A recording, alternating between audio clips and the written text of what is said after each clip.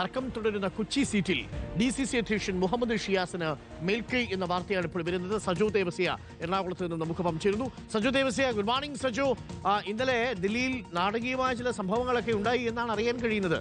ദില്ലി ഈ കൊച്ചിയിലെ സ്ഥാനാർത്ഥിത്വത്തെ തട്ടി വലിയ രീതിയിലുള്ള തർക്കമാണ് വേണുഗോപാൽ പക്ഷവും സതീശന്റെ പക്ഷവും തമ്മിലുണ്ടായത്. പക്ഷം എന്ന് പറഞ്ഞാൽ ഇവർ രണ്ടുപേരും തന്നെയാണ്.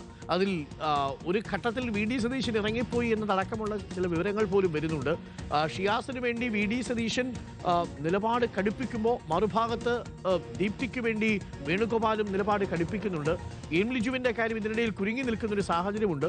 തൃപ്പൂണിത്തുറയിൽ കെ ബാബുവിനെ നിർദ്ദേശിച്ച് ദീപക് ജോയ് സ്ഥാനാർത്ഥിയാകുമെന്ന് ഉറപ്പാകുമ്പോൾ കായംകുളമല്ലാതെ ലിജുവിനെ പരിഗണിക്കാൻ മറ്റ് സാധ്യതയുമില്ല. കായംകുളത്താവട്ടെ ലിജു കഴിഞ്ഞ തവണ 3 തവണയും മത്സരിച്ച് ഒരുപക്ഷെ വോട്ടൊക്കെ കുറച്ചുകൊണ്ട് വന്നെങ്കിൽ പോലും ലിജുവിനെ സംബന്ധിച്ച് അത്ര പോസിറ്റീവ് അല്ലാത്തൊരു മണ്ഡലമാണ്. പക്ഷേ ലിജുവിനെ തൃപ്പൂണിത്തുറ കൊടുത്തില്ലെങ്കിൽ കായംകുളം എന്ന നിലപാടിലാണ്. കൊച്ചിയിൽ തട്ടിയാണോ മുഴുവൻ തർക്കവും നിലനിൽക്കുന്നത് ഇപ്പോൾ?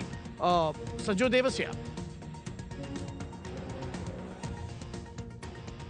Doctor Arunkumar, good morning. ഇതിലെ ഒരു പ്രധാനപ്പെട്ട കാര്യം, പ്രതിപക്ഷ നേതാവ് VD സതീശൻ മുന്നോട്ട് വെച്ച പല പേരുകളും വെട്ടി എന്ന കാര്യത്തിൽ അദ്ദേഹത്തിന് കടുത്ത അതൃപ്തിയുണ്ട്. ഏറ്റവും ഒടുവിൽ കൊച്ചി സീറ്റിന്റെ കാര്യത്തിൽ തർക്കം രൂക്ഷമാകുന്നതിലേക്ക് കാര്യങ്ങൾ നയിച്ചത് പ്രതിപക്ഷ നേതാവിന്റെ ഏറ്റവും അടുത്ത വിശ്വസ്തനായ എറണാകുളം DCC അധ്യക്ഷൻ മുഹമ്മദ് ഷിയാസിന്റെ പേരാണ് VD സതീശൻ കൊച്ചി സീറ്റിലേക്ക് മുന്നോട്ട് വെച്ചത്. അദ്ദേഹത്തിന് അവസരം നൽകണം എന്ന കടുത്ത നിലപാട് അദ്ദേഹം ആവർത്തിച്ചു സ്വീകരിച്ചു. പക്ഷേ KC വേണുഗോപാൽ മുന്നോട്ട് വെച്ച പേര് ദീപ്തി മേരി വർഗീസിന്റേതാണ്. അവർക്കൊരു സ്വാഭാവിക ക്ലെയിം കൂടിയുണ്ട്. കൊച്ചി കോർപ്പറേഷൻ മേയർ സ്ഥാനത്തേക്ക് പരിഗണിക്കപ്പെടുകയും പിന്നീട് തഴയപ്പെടുകയും ചെയ്തു. അതിന്റെ പേരിലുള്ള അതൃപ്തി അവർ പരസ്യമാക്കിയതാണ്. അവർക്ക് അർഹതയുണ്ടായിട്ടും തഴഞ്ഞു എന്ന കടുത്ത വിമർശനമൊക്കെ ഉണ്ടായിരുന്നു.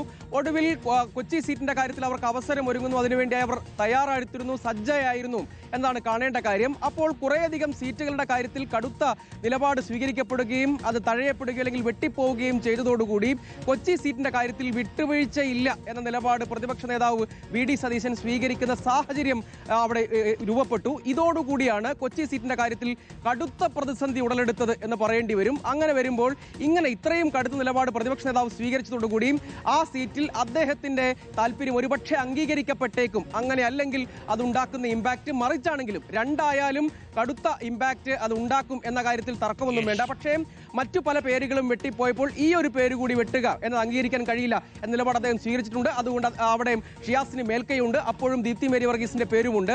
തൃപ്പൂണിത്തുറയിൽ ദീപക് ജോയുടെ പേര് കെ ബാബു നിർദ്ദേശിച്ചിട്ടുണ്ട്. അവിടെ M ലിജുവിന് മത്സരിക്കാനുള്ള അവസരം ഉണ്ടാകണം എന്ന നിർദ്ദേശം പലയിടങ്ങളിൽ നിന്നും ഉയർന്നതാണ്. പക്ഷേ അത് ലഭിക്കാനുള്ള സാധ്യത മങ്ങുകയാണ്. അദ്ദേഹത്തിന് കായംകുളമാണ് ലഭിക്കാൻ പോകുന്നത്.